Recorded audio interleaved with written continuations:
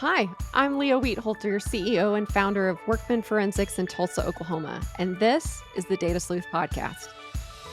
In this season of the Data Sleuth Podcast, I'm discussing the business of forensic accounting with successful professionals who have done just that, or they serve those who do. As part of this series, Workman Forensics and our guests are providing free resources and tools to accompany each episode's topic to help you with your practice, whether you're just starting out or wanting to take it to the next level. Make sure to listen to the end to find out how to download each one of these. For the last episode of the year, Tracy Conan and I are going to team up to answer all of your questions. So if you have any questions about the business of forensic accounting, or even forensic accounting in general, send them in via YouTube, LinkedIn, or by emailing us at podcast@workmanforensics.com. In today's episode of the Data Sleuth Podcast, Tatiana Spears and I talk about things that a forensic accountant should consider when creating content for digital marketing. In this episode, she and I discuss starting creating content even if it's messy, areas to find inspiration for that content. We discuss how an online course and this trend of courses fits into a digital marketing strategy. And then I also ask her, is email marketing dead? Tatiana Spears is Vice President of Marketing and Communications at CareATC, a leading employer-sponsored healthcare provider.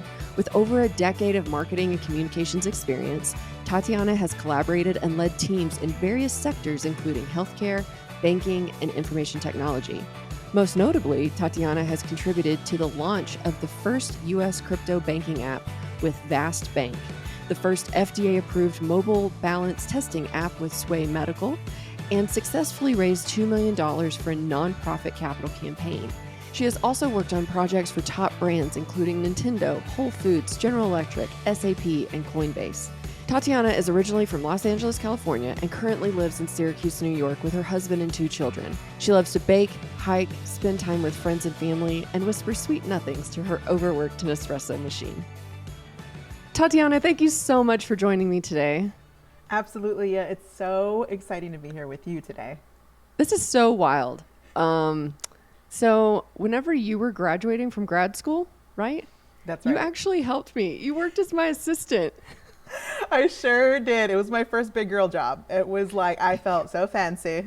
It was fantastic. And you gave me a shot, and it was just really fun just getting to learn under you, and it was just fantastic. So yeah, it's been a wild ride over the last, I don't know, what's it been, almost like over 10 years now, which is amazing. Yeah. Wow. Yeah, that's crazy. Yeah. That is crazy. I know.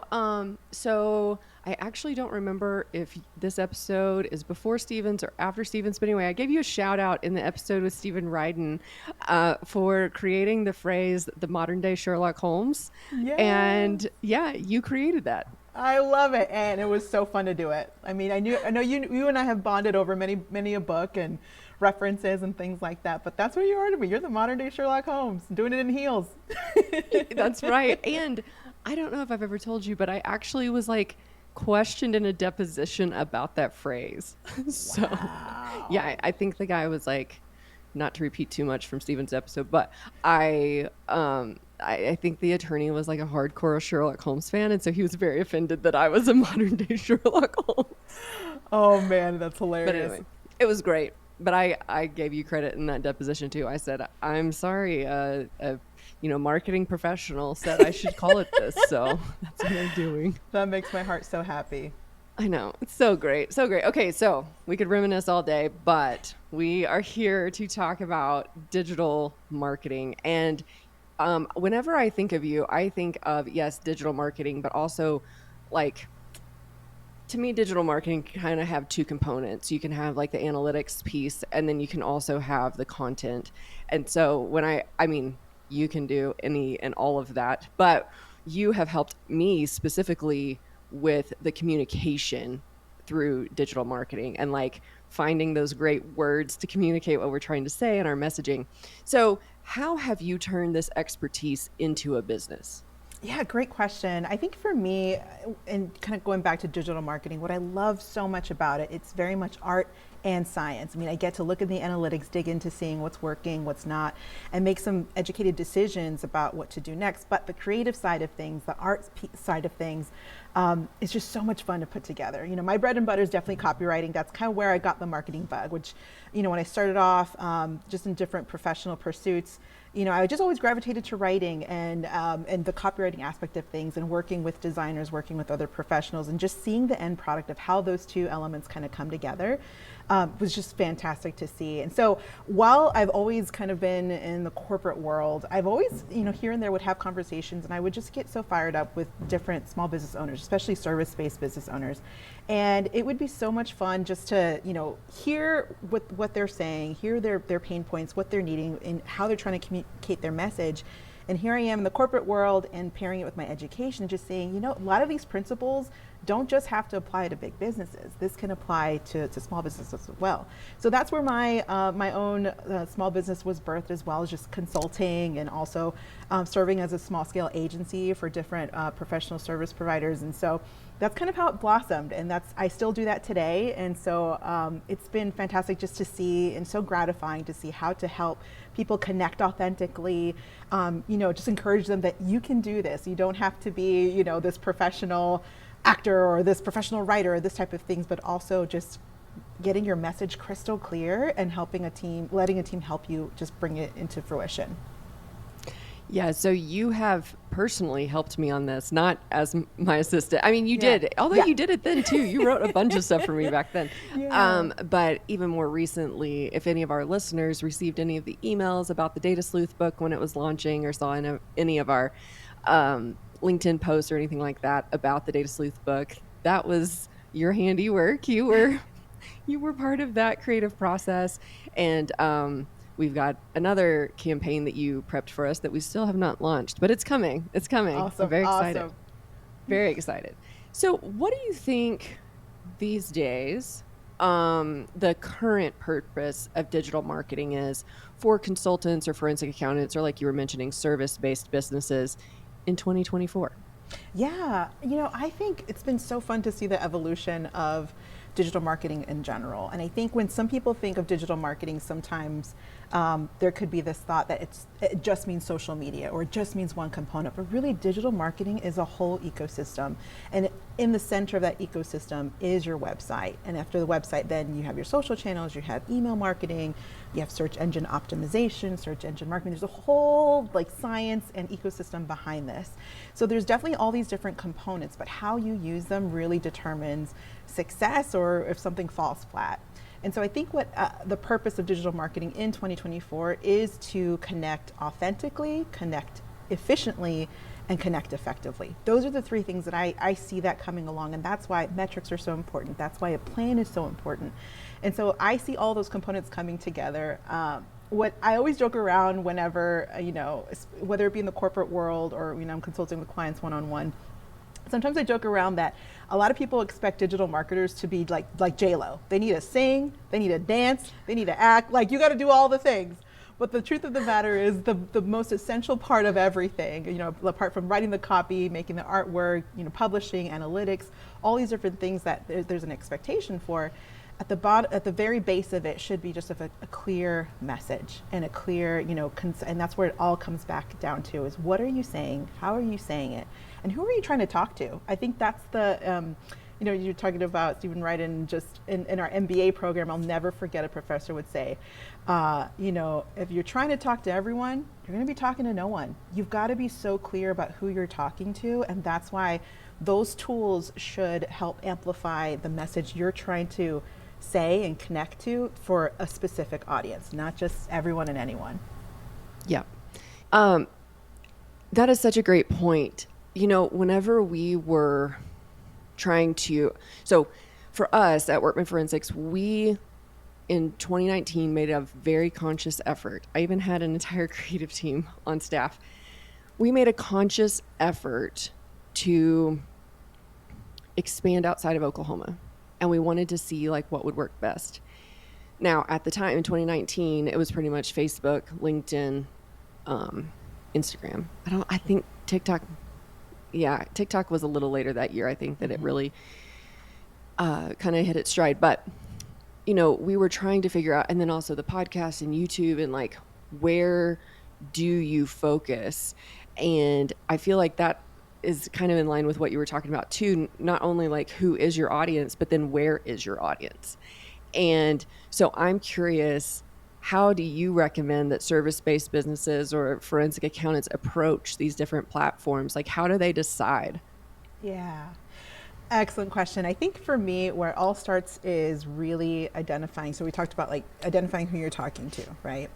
So me talking to, and I like a little alliteration whenever I talk about personas. So for in a forensic accountant's shoes, like maybe you're trying to talk to Legal Larry. Legal Larry, he's a lawyer, he's in this firm. This is where he, but he's needing assistance with, getting insight in terms of for a financial case. He might be mainly on LinkedIn. He's in there. He wants, he's a part of these different groups. That's where he's kind of living and breathing. Legal Larry might not be on TikTok, and that's okay. So knowing where he's at is where you need to start. Or maybe, if you take on personal clients, maybe it's like divorcee Diana, and she's, over on Instagram, maybe on Facebook, in figuring out where they live, where they are at, and who you're talking to. And again, doesn't mean you're limited to just one person, but it just definitely helps to hone in on the channel, because while all social media, the intent is to connect personally, they all do it in different ways. And I think from there, also matching your message to that specific channel is so important as well. And I always tell clients, like, it's okay if you're not on every channel. You don't have to be. I'd rather you start somewhere small and get better before you get bigger. And so that also starts like just starting off embarrassingly small. I know sometimes it can be overwhelming, like, oh my God, do I have to post every day and do this video and do that post and write this thing and do this? Just pick, like, if you're just starting off, pick one channel and start off with just saying, my intention for this first quarter is to post 2 times a week, and start there. And as you test things out, if you lean more towards a writer, let's say it's just you and in your own specific service or firm, or even just your own personal brand, if you're more of a writer, that's okay. Guess what? Maybe you do a LinkedIn post where it's maybe max 150 words and it's about a specific topic. But in those 150 words, guess what? You could probably repurpose 25 of them for a micro post somewhere else. So I'm always a big proponent of getting more mileage out of your content the more that you can. So having just one long form piece of content can translate into maybe 10 to 15 micro pieces of content, right? That same post could be a 30-second video that highlights maybe 2 or 3 points from that post. And that's your 15-second video. That's your 30-second video that you're posting on Instagram Reels. So I think that's why it's so important to come back to the content plan and the content calendar. And then from there, you're able to extract all these different pieces from one piece of work. And so like for me, I definitely enjoy podcasting. I enjoy, being on video sometimes. And so if you're more of a natural speaker and maybe writing isn't your thing, what I love about this day and age is there's so many different tools where I can plop in a video on a platform. I can get a transcript in literally 30 seconds. And guess what? I can probably get 5 posts out of that. And that's just from one, maybe 10-minute video that I'm talking about a specific topic or answering a frequently asked question.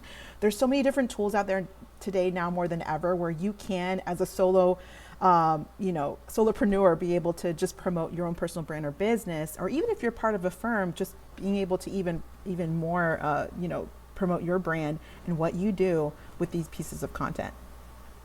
I love that. In prepping for this discussion, I completely forgot about the repurposing aspect. That's so good. That is one of my favorite things to like anchor. Have something that anchors it. So I usually speak a lot. It could be that speaking, what am I talking about that year? And then that's the anchor. Or the podcast makes a really great anchor. So then you can just take each of these, once you have that podcast plan, that's basically planned your social media for the year. Yes. And you just are, like you said, repurposing that content over and over. Yeah, absolutely. And there's a common question too, where it's like, well, if I'm repurposing the same content, is it like, am I being repetitive? The thing is, you got to look at, especially with social media, you got to look at it more as a moving river. It's never the same thing you're stepping into twice. So it's okay to drip different things at different times. And again, that's why a calendar helps, so you can mix it really, really well.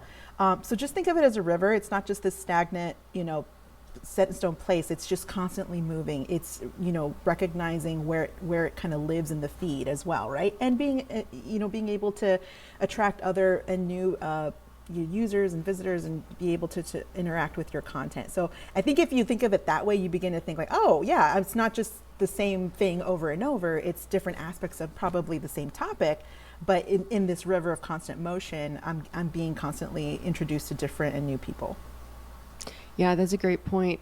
I have told when I had a creative staff, I would tell them over and over, like, I understand that you're an artist, but this is going to live for like maybe a minute if we're lucky on social media. And so while it feels repetitive to me, oh my gosh, have we not talked about how to digitize bank statements enough? Like a totally different group could be seeing each post. And so it doesn't seem, I mean, we still want to spread it out just for our own interest, but a different audience might be seeing it. That's right. And to me, I have noticed that consistency is really the key. 100%. So it's not about the flash. It's not about how long the post is. It's not about if it's a video. I do think people like faces, so I try to incorporate faces as much as possible. Yeah. But like, it's just about being consistent. Yes. And choosing a platform That's or right. a couple of platforms. Yeah. Absolutely. Consistency is key. I mean, I think sometimes, and I'm guilty of this too, I harp on like, oh, did that sound right? Is this graphic what it should be? Like just harping on those elements. But the truth is, it's like, you got to start somewhere, and you get better over time and over repetition. You'll begin to find your voice. You'll begin to find the look and feel that you're looking for, but you got to show up consistently. And again, that's why the meat of the content is so much more important than necessarily how it looks. Like you definitely, you don't want to sell the sizzle without the steak, but the steak is important, right? So you got to be able to be very clear about what value you're offering. And just talking about, you're talking about faces as well. What I always encourage clients to, especially if they're basically the face of their brand or their service, that it is important to really talk about things that personally resonate with you or your interests. I always say your interests make you interesting. It's okay to like dabble in and include within your own content plan things that do entertain or are funny and, or things that bring you joy, because that's the connection point as well. And I think the secret sauce for a lot of different solopreneurs is that you have the opportunity to personally connect, where a big brand can't really do that with people. And so it's really important to do that. So being able to just show up the way that is authentic to you. It does not have to always be scripted or always like look super polished. Just you showing up authentically and showing your heart behind what you want to do and the problem you're trying to solve. The audience really resonates with that, and you can really connect in that way.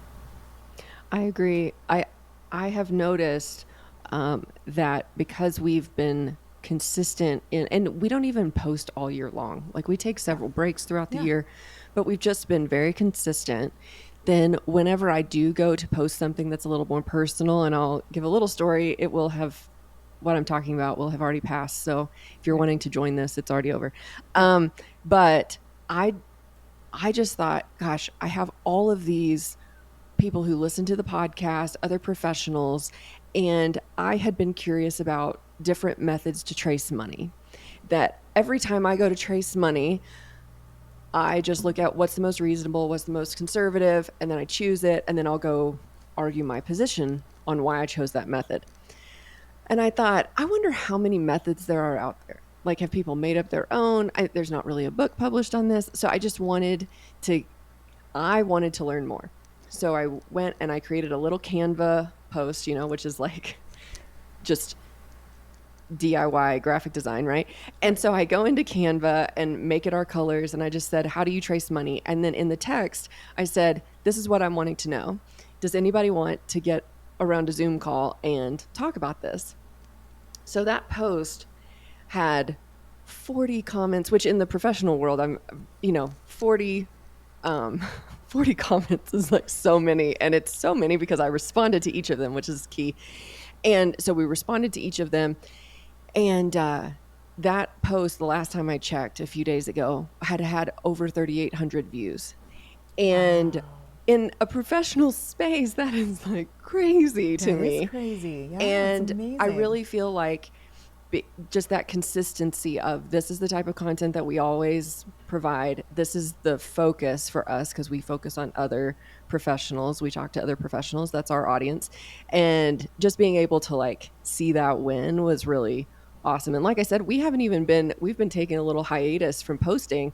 And so the fact that it would, grow to that and that so many people were interested, and then we have a really great attendance for this discussion. Like the discussion kind of had I was thinking like small group, and so now it's something a little bit more formal, but which again, it's just like you were saying, that individual connection. Yes. This is just I remember when my team told me just have a conversation with somebody. Like that's what, because I was like, what do I even write? Right. No, it's so true. And that's why those post journals are so important. And they could be based off of real people you've interacted with.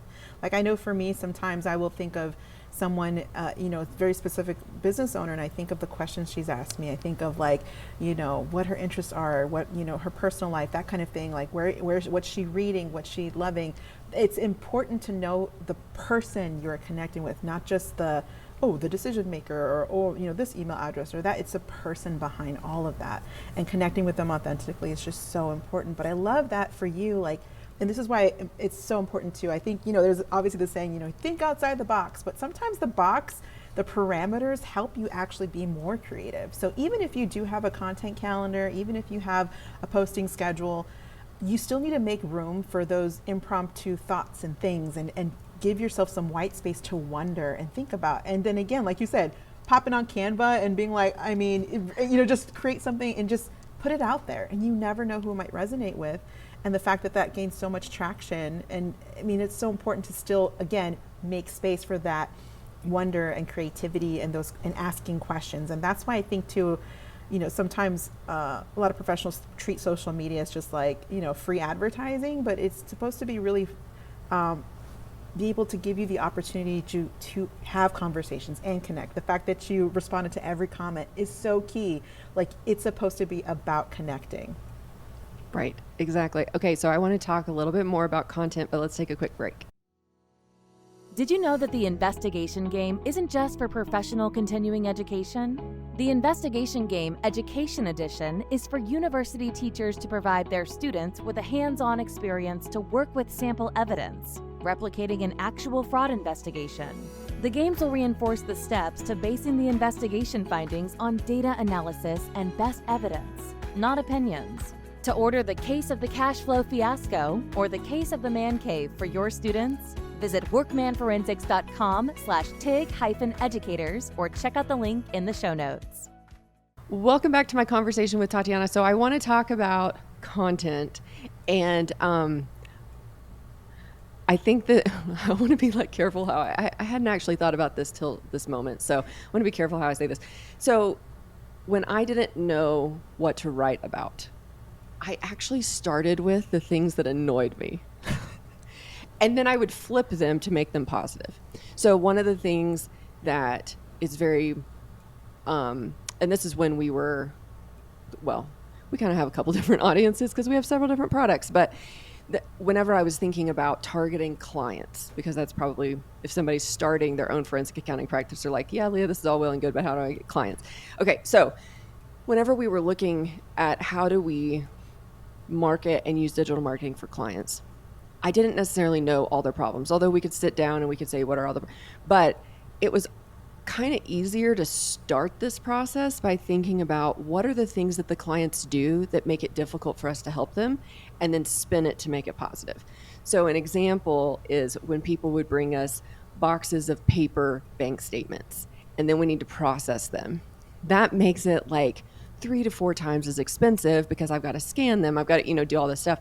So we did content around, and we started creating client packets and things like that, where we tell them, in order for us to help you and to help you stay on budget, like, this is what you do. And I think we might have even created videos about, no. We created a bad, good, and best, like, examples, right? That we provide to the clients. Like, we can process this in no time. This is going to take us 4 times as long. And so, showing how they'll send us statements with like markings on it and highlights and all this stuff. So that's just an example. Like, we just took the things what are the things that are constantly making us go, oh my gosh? And then we can just communicate to the clients, because it will create a better experience for everyone. But we made it positive. We did not make it instructional.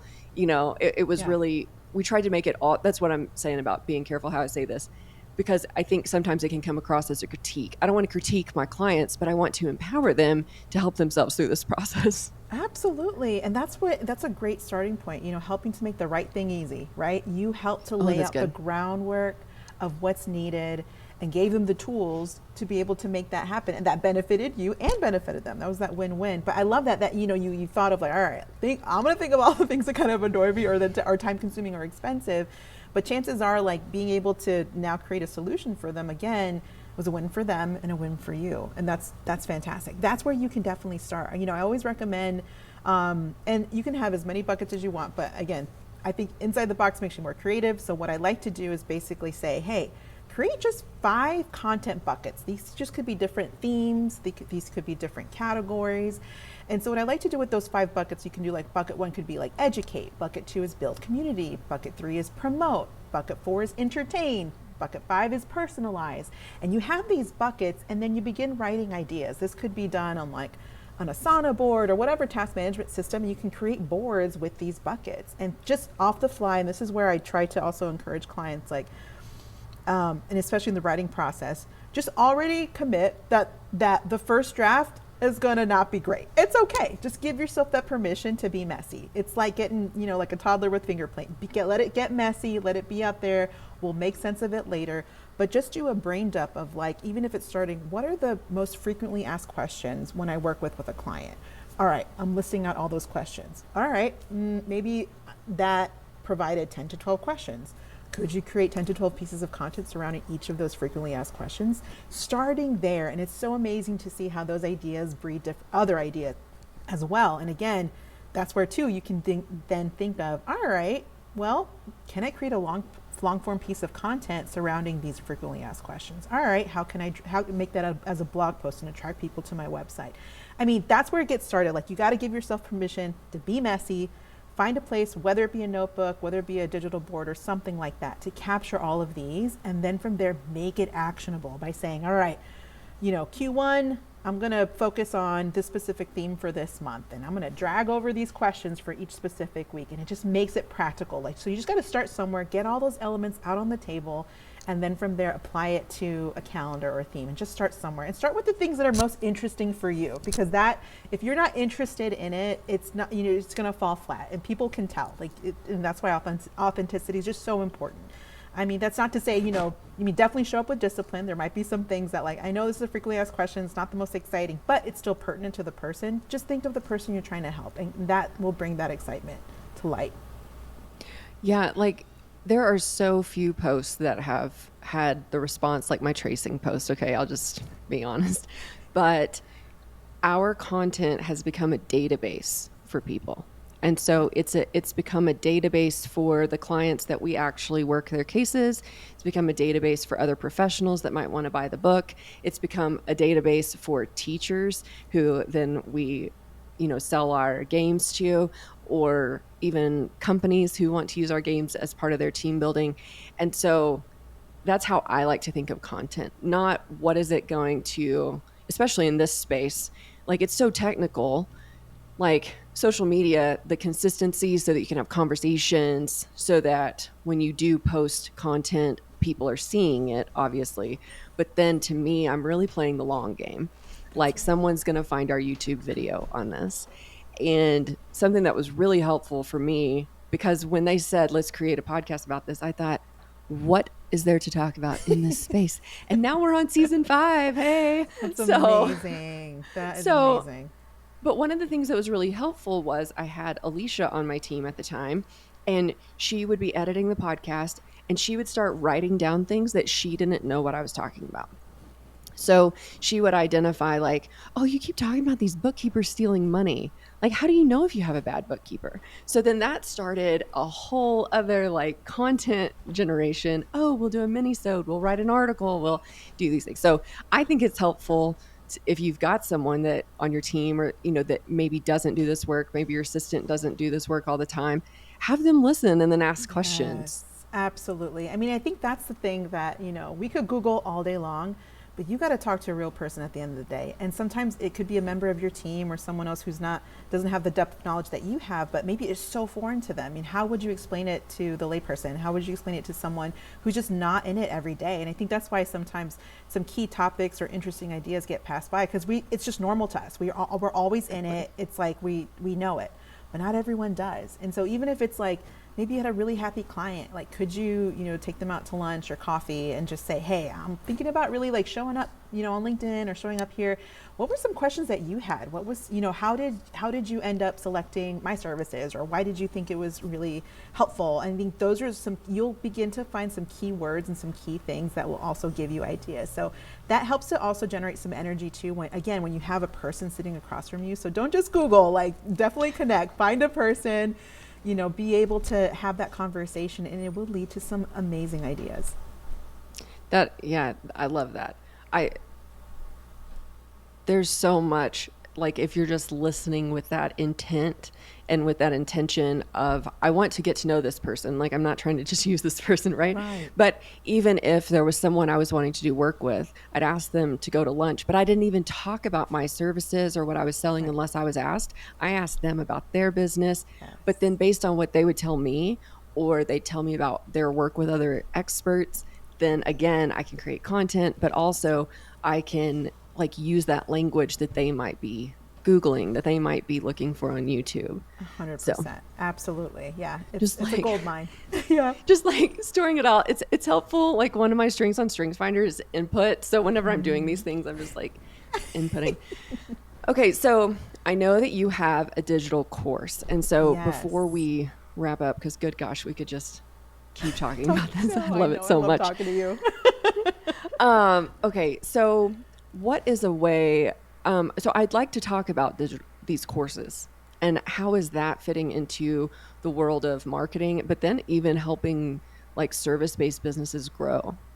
Yes. Oh my gosh. I was so excited for this question because, and it involves like where the trend is kind of going right now with audiences. So for the longest time, we always thought, oh, we can get by with just showing up on social. That's where our people are. We're good. But the fact of the matter is social media channels and different platforms, those are borrowed spaces. Those are borrowed audiences. If a social media platform goes down, or if it's bought, or if it becomes obsolete, if your audience goes away tomorrow, what's going to happen to you being able to connect with them directly, right?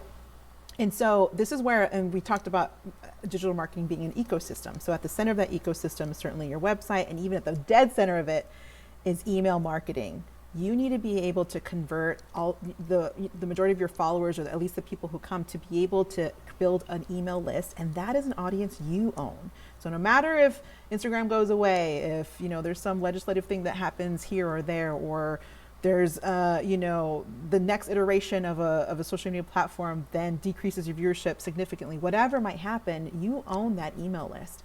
And so you are now able to directly talk to audiences who know, like, and trust you, or are interested in your services. And so kind of going back to the courses bit, so this is where you're providing value, right? So you're building your email list.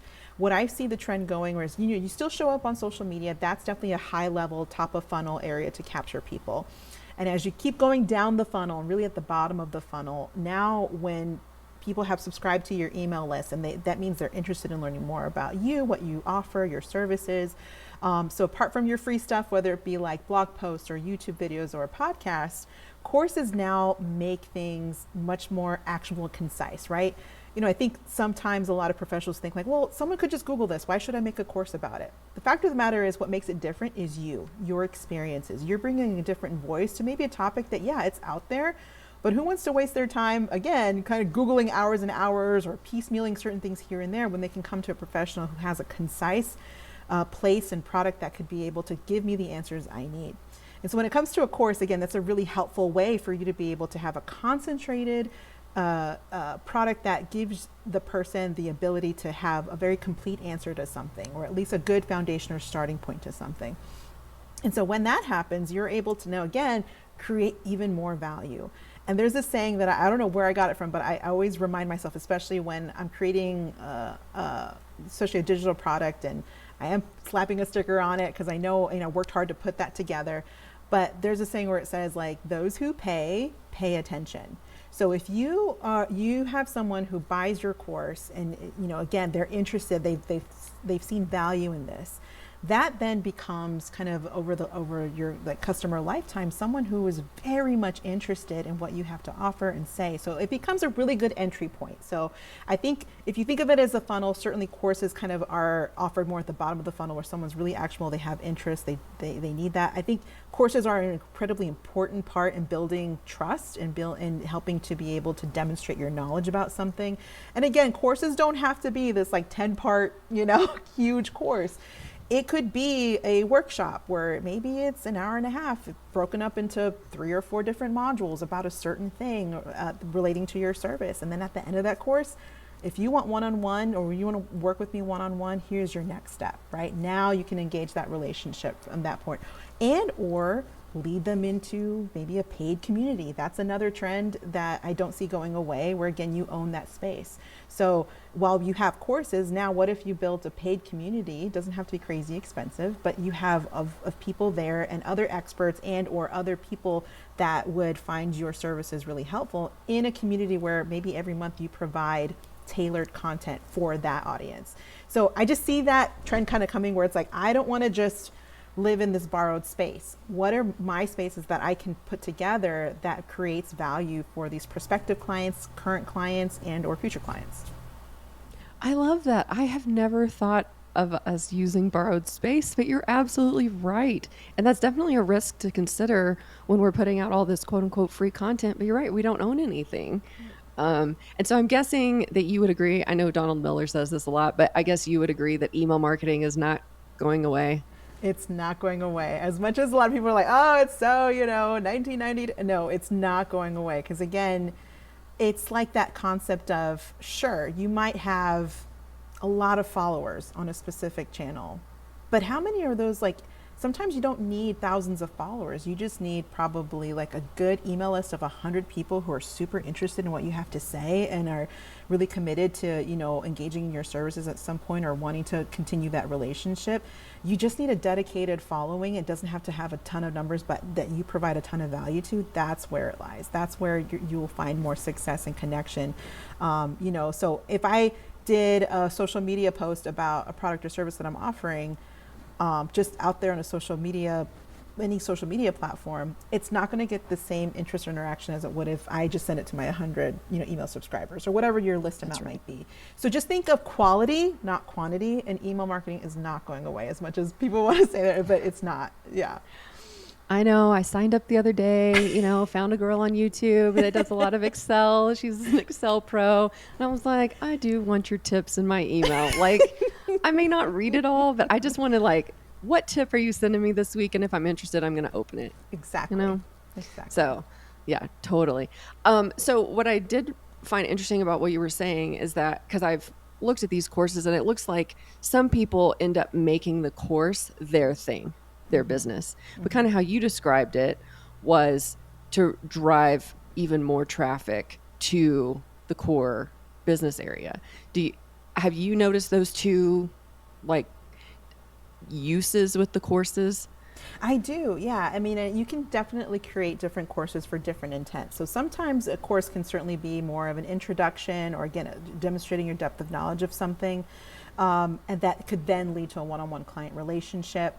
It could just be something more generalized. Let's say your calendar is pretty full, but you have something really important to share and you still want to help people out there that may not fit your ideal client framework, and that's okay, but they still find value from what you have to say. So that even solving a problem where maybe I can't do one-on-one for everyone, but maybe you could do a one-to-many. So you can still, again, with the intent of helping others, provide this course that really provides an overview of what to do, what's the next step, how do you, what do you look for in a specific, just different professionals. So giving them the tools they need to just take that next step. So it could be the intent of just being like, hey, I don't got time, my calendar is full, and that's okay. It's the one-to-many, you're educating them and providing them value.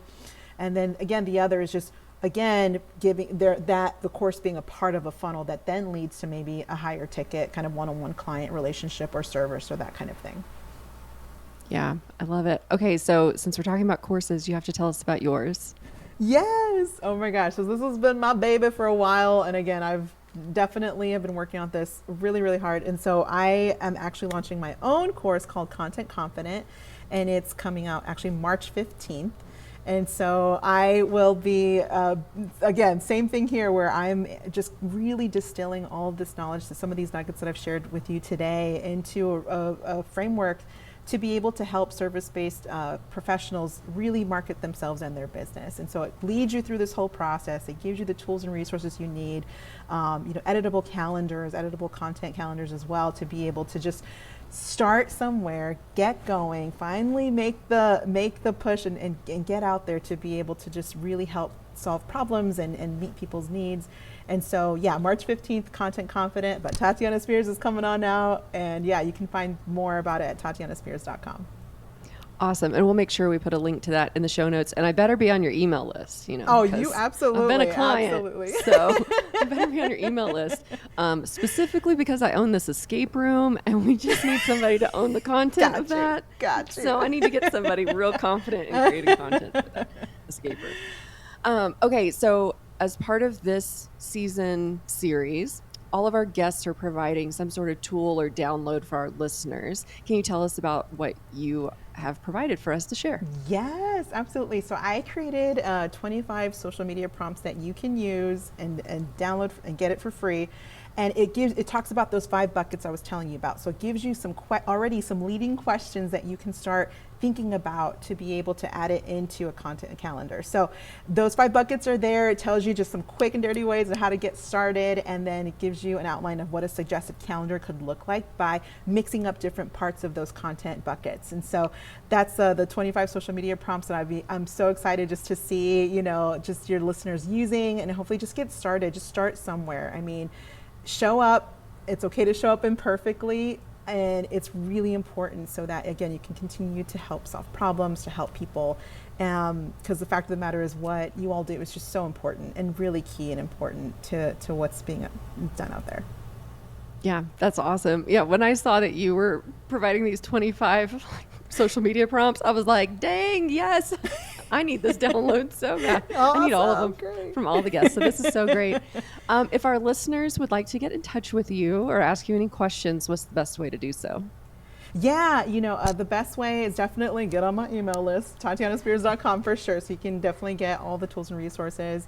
But LinkedIn is where I kind of live and breathe. That's I mainly help B2B marketing and help different professional service-based firms. So LinkedIn is my go-to. I am on Instagram at Tati Spears as well, but that's definitely more of the personal, family, kiddos, that kind of thing. But LinkedIn is where you can find me. Well, great. Thank you so much for joining me today, Tatiana. It was so fun talking to you. Likewise, Leah, thank you so much. This was awesome. Thank you for listening to this episode of the Data Sleuth podcast. The resources discussed in today's episode are available at datasleuthpodcast.com, also available in the show notes. If you have any questions you would like answered in the Q&A episode of this season, make sure to send them to podcast@workmanforensics.com or the Workman Forensics YouTube page or the Workman Forensics LinkedIn page. The Data Sleuth podcast is a production of Workman Forensics. Thank you for listening.